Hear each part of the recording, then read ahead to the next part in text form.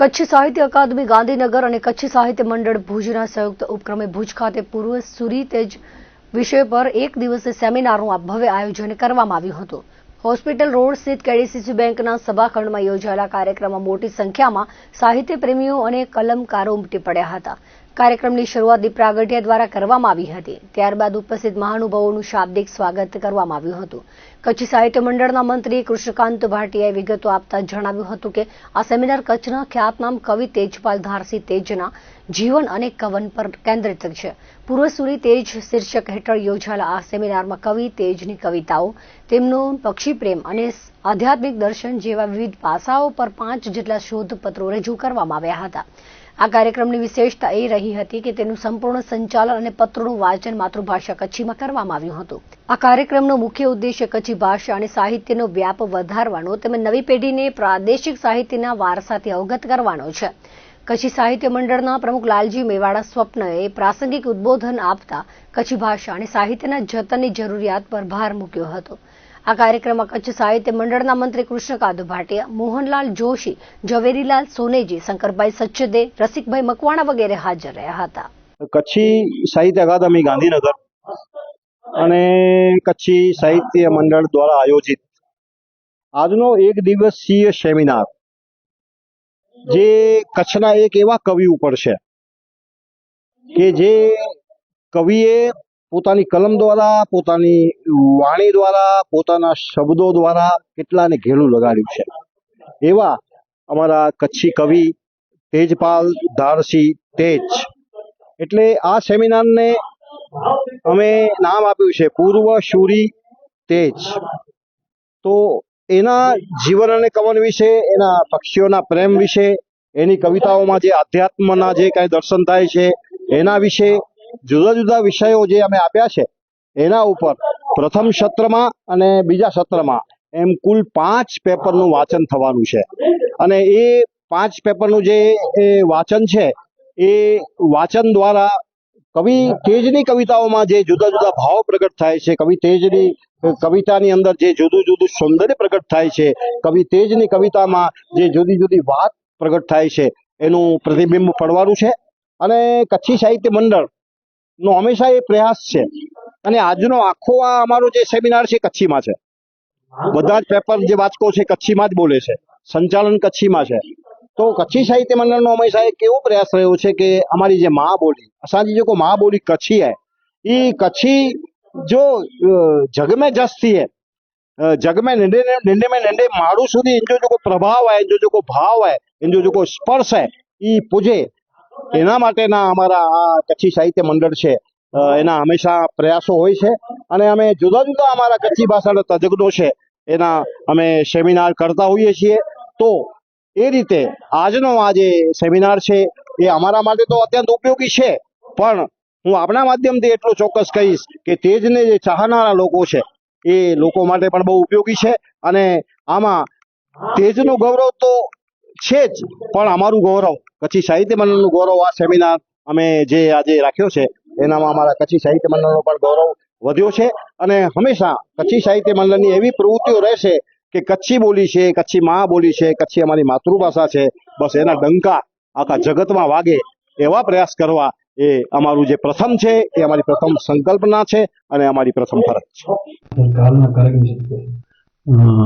કવિ તેજ એ કચ્છના કચ્છી ભાષાના એક ઋષિ કવિ હતા।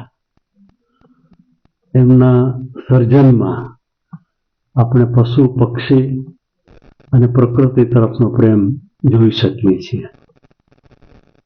તે જ રીતે ધર્મ, અધ્યાત્મ અને ફિલસૂફી એ પણ એમના સર્જનમાં આપણને જોવા મળે છે। તો સાથે સાથે હાસ્ય, વિનોદ અને વ્યંગ એ પણ આપણને જોવા મળે છે। અને એનું જે કંઈ સર્જન છે એ અંગ્રેજી ભાષામાં કહે છે કે penetrating through the head and heart. કોઈ પણ માણસ વાંચે તો દિલ અને દિમાગમાં તરત જ ઉતરી જાય એવું અસરકારક। એમની ભાષા સીધી, સાદી, સરળ પણ સચોટ, દરેક માણસને અપીલ કરી જાય એવી। અને એમના સર્જક તરીકેની ઊંચાઈની સરખામણી કરવી હોય તો કચ્છની દ્રષ્ટિએ આપણે એમ કહી શકીએ કે દુલેરાય કરાણીજી અથવા નિરંજનજી એમની જે ઊંચાઈ હતી એ ઊંચાઈ આપણે ગણી શકીએ. સૌરાષ્ટ્ર રીતે વાત કરવી હોય તો ઝવેરચંદ મેઘાણીજી, તો દુલાભાઈ કાગ, તો પિંગળીશભાઈ ગઢવી એ કક્ષાનું એમનું સાહિત્ય હતું. અને ગુજરાતની રીતે સરખામણી કરવી હોય તો અખો ભગત, જે નાખાના છપાઓ વખણાતા, કવિ નર્મદ અને કવિ નાનાલાલ, એમની જે ઊંચાઈ હતી એ જ ઊંચાઈ કવિ તેજની હતી. તો એમના સર્જનથી લોકો માહિતગાર થાય એ આજના પરિસંવાદનો હેતુ. આમ તો એમ કહેવાય છે કે કોઈ પણ કવિ કે કોઈ પણ સર્જકનું ક્યારે અવસાન થતું નથી, એ એના સર્જન સ્વરૂપે આપણી વચ્ચે જીવંત રહે છે. પણ આજે લોકો પોતાના કામમાં એટલા વ્યસ્ત હોય છે કે આવા આપણી પાસે સર્જક થઈ ગયા કે આવું એમનું સર્જન છે એ અંગે લોકોને વખતો વખત અંગુલી નિર્દેશ કરવામાં ના આવે તો સમય જતા લોકો એ ભૂલી જતા હોય છે. એટલે કચ્છી સાહિત્ય અકાદમી ગાંધીનગર અને કાશી સાહિત્ય મંડળ ભુજ એમણે આ પરિસંવાદનું આયોજન કરી અને યુવાનોનું અને લોકોનું ધ્યાન ખેંચ્યું છે કે ભાઈ આપણે તેવા સમર્થ સર્જક થઈ ગયા કે જેમનું આવું સર્જન આપણે વાંચી શકીએ છીએ. એ માટે એમને અને ખાસ કરીને લાલજીભાઈ મેવાડા અને કૃષ્ણકાંતભાઈ ભાટિયા એમને અભિનંદન આપું છું. હું ઈચ્છીશ કે જે સર્જક માટે દરેક કચ્છીને વ્યાજબી રીતે ગૌરવ લેવાની ઈચ્છા થાય એમનું સર્જન જ્યારે જ્યારે ટાઈમ મળે ત્યારે વાંચવું જોઈએ. કચ્છ જિલ્લાની કૃષિ ક્ષિતિજો પર હાલ પરિવર્તનની લહેર જોવા મળી રહી છે, જેમાં પરંપરાગત ખેતીની સાથે આધુનિક બાગાયતનો સુમેળ સધાઈ રહ્યો છે. જોઈએ આ ખાસ અહેવાલ. ભુજ સ્થિત કૃષિ નિષ્ણાત શૈલેષભાઈ માણેકના અવલોકન મુજબ કચ્છના ખેડૂતો આજે વૈશ્વિક બજારને ધ્યાને રાખીને ખેતી કરી રહ્યા છે, પરંતુ બદલાતી આબોહવા અને બજારના બદલાતા સમીકરણો તેમની સામે અનેક પડકારો પણ ઊભા કરી રહ્યા છે. એક તરફ જ્યાં શિયાળુ પાકની લણણી પૂર્ણતાના આરે છે અને ઉનાળુ વાવેતરનો ઉત્સાહ વર્તાઈ રહ્યો છે, તો બીજી તરફ ફળ પાકોમાં કમોસમી હવામાન અને નિકાસના પ્રશ્નોએ ચિંતા જન્માવી છે. રવિ સિઝન અને ઉનાળુ વાવેતરની આ સંક્રાંતિક ક્ષણે કચ્છના બાગાયતી પાકોથી લઈને ઘાસચારાના વાવેતર સુધીની વર્તમાન સ્થિતિ અને ભાવિ દિશા અંગે વિસ્તૃત વિગત આપતા તેમણે જણાવ્યું હતું કે કચ્છની ધરતી હવે કેસર, કેરી, દાડમ, કેળા અને પપૈયા જેવા બાગાયતી પાકોથી લહેરાઈ રહી છે, પરંતુ તેની સફળતા પાછળ અનેક પડકારો રહેલા છે. ભુજના રવિ ટ્રેડર્સના સંચાલક અને કૃષિ નિષ્ણાંત શૈલેષ માણેકના જણાવ્યા અનુસાર હાલમાં અનુભવાઈ રહેલી મિશ્ર ઋતુ એટલે કે દિવસની ગરમી અને રાતની ઠંડીની સાથે ઝાકળનું પ્રમાણ વધતા કેરીના પાકને માઠી અસર થઈ રહી છે. ખાસ કરીને આંબાના ઝાડ પર મધ્યા જીવાતનો ઉપદ્રવ જોવા મળી રહ્યો છે અને ફૂગના પ્રશ્નો પણ ઊભા થયા છે. ખેડૂતોની મુખ્ય ફરિયાદ એ છે કે 50% ઝાડમાં મોર આવ્યા છે, જ્યારે બાકીના ઝાડ હજુ કોરા છે. આવી અનિશ્ચિતતા અને હવામાનના પલટાને કારણે બાગાયતી ખેતીમાં પૂરતી માવજત અને ટેકનિકલ સમજ ખૂબ જ જરૂરી બની ગઈ છે. ખારેક, કેળા અને પપૈયા જેવા પાકોમાં પણ જો બજાર ભાવ અને માર્કેટિંગ પર પૂરતું ધ્યાન આપવામાં આવે તો જ ખેડૂતને આર્થિક વળતર મળી શકે તેમ છે. કચ્છમાં બાગાયતની વાત કરીએ તો મોટાભાગે આપણી કેસર કેરી, દાડમ, પછી કેળા, પપૈયા વગેરે આપણી પાસે બાગાયતમાં વધારે વાવેતર થતું હોય છે અને દરેક પાકની અંદર અનિશ્ચિતતા રહેલી હોય છે. ખાસ કરીને હવામાનના કારણે, રોગ જીવાતના કારણે તેમજ જરૂરી માવજતના અભાવે ઘણી વખત પાક નિષ્ફળ જતા હોય છે. અત્યારે જુઓ કે હવામાનમાં ઝાકળ અને એવી પરિસ્થિતિ હોય, ગરમી ગમે ત્યારે, ઠંડી, મિશ્ર ઋતુ હોય, કેરીના પાકની અંદર મધ્યા જેવી જીવાત પણ દેખાઈ રહી છે, ફૂગના પ્રોબ્લેમ પણ છે અને ઘણા બધા ખેડૂતોની ફરિયાદ છે કે 50% ઝાડની અંદર મોર આવ્યા છે અને 50%માં નથી આવ્યા. તો આવી બધી પરિસ્થિતિ બાગાયતમાં થતી હોય છે.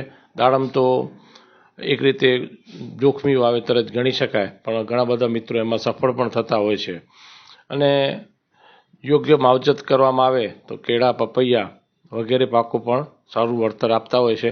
આપણી પાસે ખારેકનું પણ મોટું વાવેતર છે. એટલે આ બધા બાગાયતી પાકોની અંદર મુખ્યત્વે માવજત, બજાર ભાવ અને તમે એનું માર્કેટિંગ કેવી રીતે કરો છો એ મહત્વનું છે. કચ્છમાં દાડમનું વાવેતર દિન પ્રતિદિન લોકપ્રિય થઈ રહ્યું છે, છતાં આ પાકને એક જોખમી ખેતી ગણવામાં આવે છે. ચાલુ વર્ષે વરસાદી માહોલને કારણે ફ્લાવરિંગના સમયે જ ફૂલ ખરી પડવાની સમસ્યા સર્જાતા ઉત્પાદનમાં નોંધપાત્ર ઘટાડો જોવા મળ્યો છે. જોકે જે ખેડૂતો પાસે અત્યારે માલ ઉપલબ્ધ છે તેમને બજારમાં સારા ભાવ મળી રહ્યા છે. દાડમની ખેતીમાં એકર દીઠ ખર્ચ ઘણો ઊંચો રહેતો હોય છે અને તેમાં રોગ જીવાતનો ઉપદ્રવ પણ વધુ રહે છે, જેના કારણે ખેડૂતોએ સતત મહેનત કરવી પડે છે. વધુમાં અગાઉ કચ્છના દાડમ બાંગ્લાદેશમાં મોટા પ્રમાણમાં નિકાસ થતા હતા, પરંતુ હાલની ભૌગોલિક રાજકીય પરિસ્થિતિના કારણે નિકાસ અટકી પડી છે, જેની સીધી અસર સ્થાનિક બજાર પર પણ પડી શકે છે. દાડમ માટે સૂકું હવામાન અનુકૂળ હોય છે, પરંતુ બદલાતા તાપમાનને લીધે પાકની ગુણવત્તા જાળવી રાખવી એ ખેડૂતો માટે મોટો પડકાર છે, તેવું વધુમાં જણાવ્યું હતું. દાડમ એક એવો પાક છે જે કચ્છના ખેડૂતોમાં અત્યારે એનું ચલણ વધી રહ્યું છે અને દિવસો દિવસ ખેડૂતો દાડમનું વાવેતર કરતા જાય છે. સમજવાની વાત એ છે કે દાડમ એક એવો પાક છે કે એમાં ક્યારેક કંઈ કભી ખુશી કભી ગમ જેવું હોય છે. અત્યારની પરિસ્થિતિની વાત કરીએ તો આ વખતે વરસાદના કારણે દાડમના બગીચાઓમાં જ્યારે ફ્લાવરિંગનો સ્ટેજ હતો ત્યારે ડ્રોપિંગ થઈ જતા માલ ખૂબ જ ઓછો છે અને જે કંઈ માલ જે લોકોએ પાસે છે અત્યારે માલ એમને અત્યારે સારા ભાવ મળી રહ્યા છે, પરંતુ દરેક વખતે આવું થતું નથી. એટલે કે દાડમમાં ઘણા બધા એવા પ્રશ્નો છે કે જેના કારણે ખેડૂતોને ક્યારેક બહુ મોટો લાભ થઈ જતો હોય છે, ક્યારેક નુકસાની ભોગવવી પડતી હોય છે. દાખલા તરીકે દાડમનું ગમે તેટલું સારું ઉત્પાદન થાય પણ જો માર્કેટિંગ કરતાં જો ખેડૂતને ના આવડે અથવા પ્રોપર જગ્યાએ વેચાણ ન કરે અથવા તો પ્રોપર ભાવ ન મળે તો એમાં નુકસાની જવાની શક્યતા રહે છે. વચ્ચે આપણા કચ્છના દાડમ બાંગ્લાદેશ એક્સપોર્ટ થતા હતા, પરંતુ અત્યારની અમુક રાજકીય કારણોસર બાંગ્લાદેશ નિકાસ ન થાય તેની અસર પણ દાડમ ઉપર પડી શકે છે. આ વખતે એક અંદાજ મુજબ 30થી 40% માલ જ છે, એટલે ભાવ કંઈક અત્યારે શરૂઆતના તબક્કામાં સારા છે. આગળ જતાં શું ભાવ મળશે એ કંઈ નક્કી ન કહેવાય. અને દાડમ ઉત્પાદન કરવામાં મુખ્ય પ્રશ્નોની જો વાત આવે તો એક તો આપણું કચ્છનું જે હવામાન છે કે ક્યારેક 40 ડિગ્રી ઉપર ટેમ્પરેચર હોય, ક્યારેક સિંગલ ડિજિટમાં ટેમ્પરેચર હોય, ક્યારેક વરસાદ પડે તો એક દિવસમાં 15 ઇંચ પડે અને ન પડે તો સાવ ન પડે. એક એવી માન્યતા છે કે દાડમને મોટા ભાગે સૂકું હવામાન માફક આવે છે. દાડમને વરસાદ અને ઝાકળથી ખૂબ જ નુકસાન થઈ શકે છે અને જે આપણે વર્ષોથી જોઈ રહ્યા છીએ. દાડમમાં રોગ જીવાતનો ઉપદ્રવ પણ વધારે રહેતો હોય છે અને ઘણી બધી માથાકૂટ કર્યા પછી ભાગ્યે જ એમાં સારું ઉત્પાદન મળવાની શક્યતા રહેતી હોય છે અને સારું ઉત્પાદન મળ્યા પછી પણ એના બજાર ભાવ એ ખૂબ જ સારા મળવા જરૂરી છે, નહીંતર એકર દીઠ બહુ મોટો ખર્ચો થતો હોય લેને કે દેને આપવા પડે છે. કચ્છમાં હવે શિયાળુ પાક લેવાની મોસમ શરૂ થઈ ગઈ છે, જેમાં રાયડાનું કટિંગ કાર્ય તેજ ગતિએ ચાલી રહ્યું છે. આગામી દિવસોમાં જીરું અને ઘઉંની લણણી બાદ જે જમીનો ખાલી થશે ત્યાં ઉનાળુ વાવેતરનો ધમધમાટ જોવા મળશે. શૈલેષ માણેકના જણાવ્યા મુજબ ઉનાળામાં ખાસ કરીને મગફળી, બાજરી, મગ અને તલ જેવા પાકોનું વાવેતર વધશે. આ ઉપરાંત શાકભાજીમાં ગુવાર, ભીંડા અને દૂધી જેવા પાકો પણ લેવામાં આવશે. કચ્છમાં પશુધનની સંખ્યા મોટી હોવાથી ઉનાળામાં ઘાસચારાની અછત ન સર્જાય તે માટે ખેડૂતો આફ્રિકન ટોલ, મકાઈ અને વઢવારી જુવાર જેવા પાકો તરફ વળ્યા છે. મકાઈનો પાક માત્ર 2 મહિનામાં તૈયાર થઈ જતો હોવાથી તે પશુપાલકો માટે ફાયદાકારક સાબિત થાય છે. હાલમાં મગફળીનું વાવેતર શરૂ થઈ ચૂક્યું છે અને પાણીની પર્યાપ્ત સગવડ ધરાવતા વિસ્તારોમાં બાજરીનું પણ રેકોર્ડ બ્રેક વાવેતર થવાની પૂરેપૂરી શક્યતા છે. અત્યારે શિયાળુ પાક નીકળવાની શરૂઆત થઈ ચૂકી છે અને આપણે જોઈ રહ્યા છીએ કે રાયડાનું કટિંગ ચાલુ થઈ ગયું છે. થોડા સમયમાં જીરું પણ નીકળશે, એના પછી ઘઉં પણ નીકળશે અને જે જમીનો ખાલી થશે અને જ્યાં પાણીની સગવડ હશે ત્યાં ઉનાળુ વાવેતર સારું થવાની શક્યતા છે. આપણી પાસે કચ્છની અંદર ઉનાળામાં સામાન્ય રીતે મગફળી, બાજરી, મગ, તલ એવા પાકોનું વાવેતર થતું હોય છે.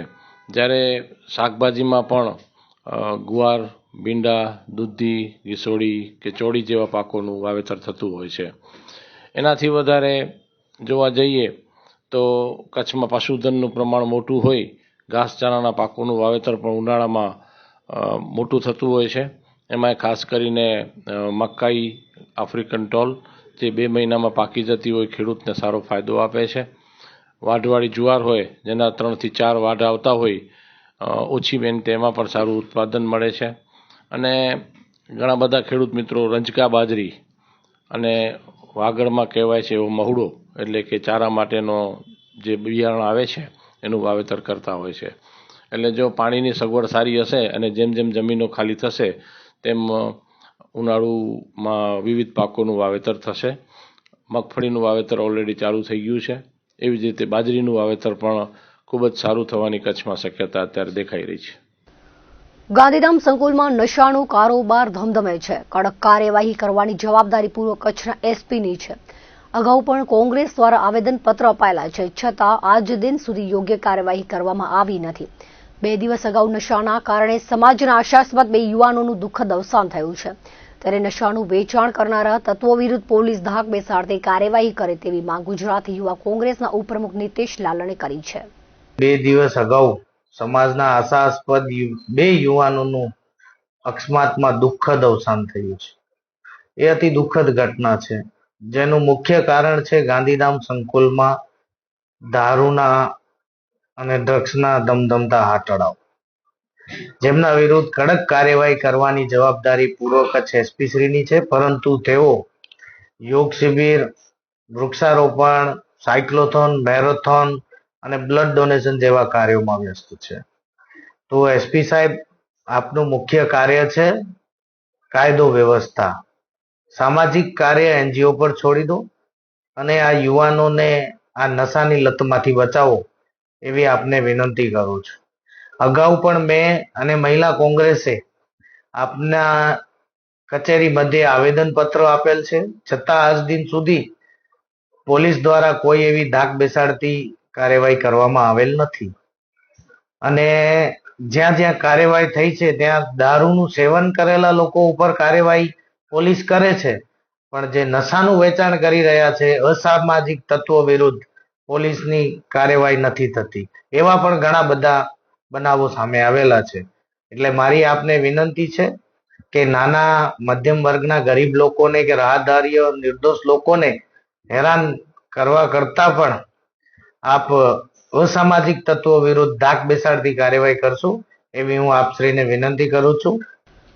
ભુજના સહયોગનગર જૂની રાવલવાડી મધ્ય આવેલ વિશ્વકર્મા દાદા દેવાલય ખાતે 11મા પાટોત્સવની ઉજવણી કરવામાં આવી હતી, જેમાં વિવિધ ધાર્મિક કાર્યક્રમો યોજાયા હતા. દર વર્ષની જેમ આ વર્ષે પણ વિવિધ દાતાઓના સહયોગથી હર્ષ અને ઉલ્લાસથી પાટોત્સવની ઉજવણી કરાઈ હતી. આ ઉજવણી પ્રસંગે સમૂહ પ્રસાદ, મહાઆરતી, મહિલાઓ માટે રાસ ગરબા સહિતના કાર્યક્રમોનું આયોજન કરાયું હતું. આ સાથે અગ્રણીઓનું વિશેષ સન્માન કરવામાં આવ્યું હતું. આ પ્રસંગે બહોળી સંખ્યામાં જ્ઞાતિજનો તેમજ ભાઈ બહેનો ઉપસ્થિત રહીને દાદાના પાટોત્સવનો લાભ લીધો હતો. દર્શક મિત્રો, હતા ત્યાર સુધીના કચ્છ ઉદય ટીવી ન્યૂઝ. ફરી મળીશું નવા સમાચારો સાથે, નવી અપડેટ સાથે. ત્યાં સુધી મને રજા આપશો. નમસ્કાર.